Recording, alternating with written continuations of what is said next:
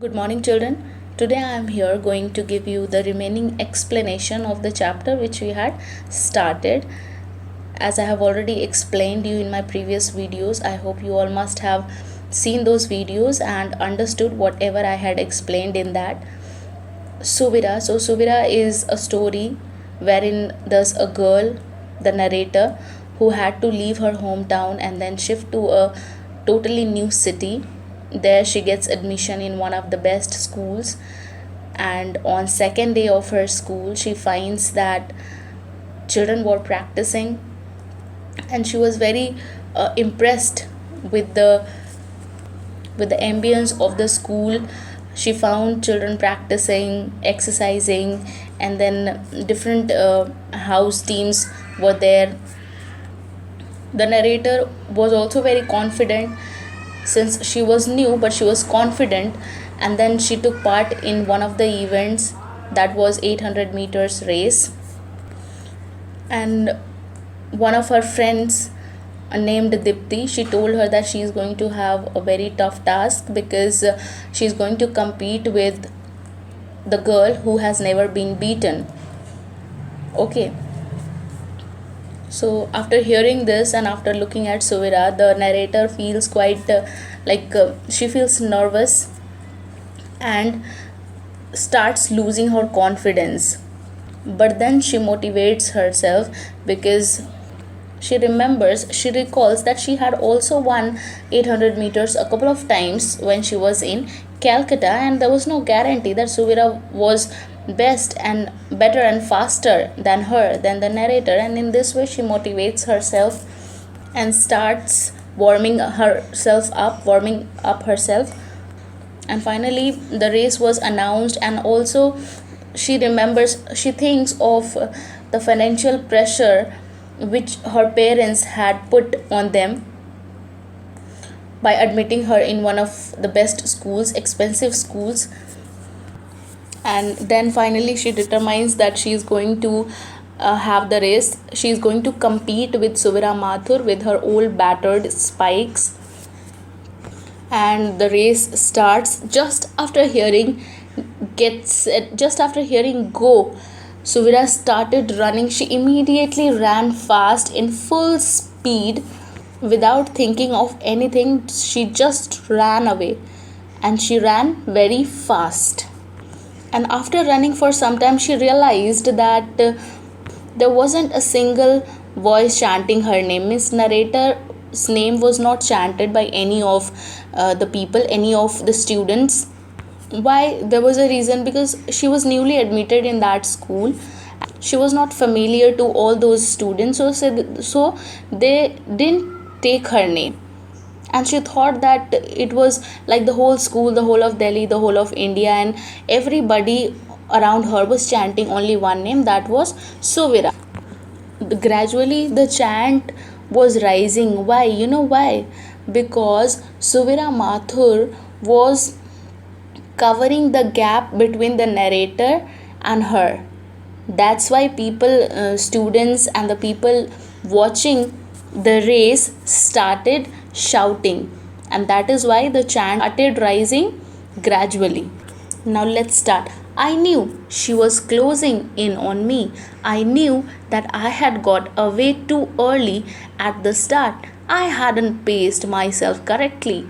We were approaching the 400-meter mark. So just after the chant was rising, just after the increase in the loudness of that chant, she realized that Suvira is closing on her, means Suvira is coming closer to her. And one more thing she marks out here is that she started too early. Yes, she got away too early at the start. Like we read that immediately she started running. Yes, and the speed which she took was not correct. She had to start little slowly. And then they were about to reach the 400-meter mark. The crowd went crazy as Suvira closed the gap between us. We were running shoulder to shoulder, and each was eyeing the other to see who made the first move. The crowd went crazy. The crowd, The crowd started cheering for Suvira more loudly and with greater enthusiasm as she closed the gap between the narrator and herself. They both were running side to side and were looking to each other that who made the first move, who reaches the finishing line first. They were looking at each other. Who? Suvira and the narrator. Slow down, I told myself. I started slowly down, very imperceptibly. It's an old trick in racing.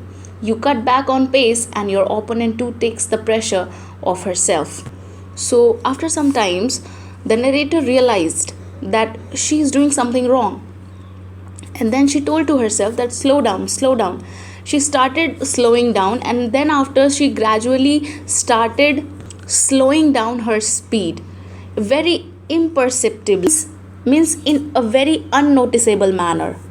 You know, it's a very old trick.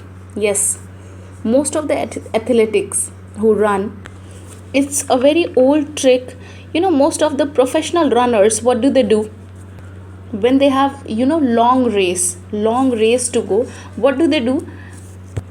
They start up with a slow speed so that the opponent, the contender, also goes with the same speed. And finally, when they are about to reach the finishing line, they increase the speed. It's an old trick, and that she applied. The narrator applied that, and it worked a bit. She did. It worked a bit, but with widely enthusiastic crowd egging her on and just 300 meters to go, she began pulling away. She was in front now, and I had lost the lead that I had maintained for the first half. So the narrator's trick worked.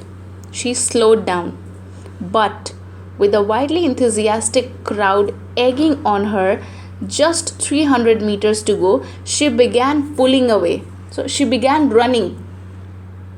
Okay, she was trying to recover the speed. She was in front now, and I had lost. Now Suvira was in front, and the narrator had lost the lead that she had maintained for first half. Now who was running before? Suvira was running before to the narrator. I hung on though, hanging onto her tail like a worrying dog. I had just lay back a bit, catch my breath, refuel myself, and give it my best shot. Suvira was leading.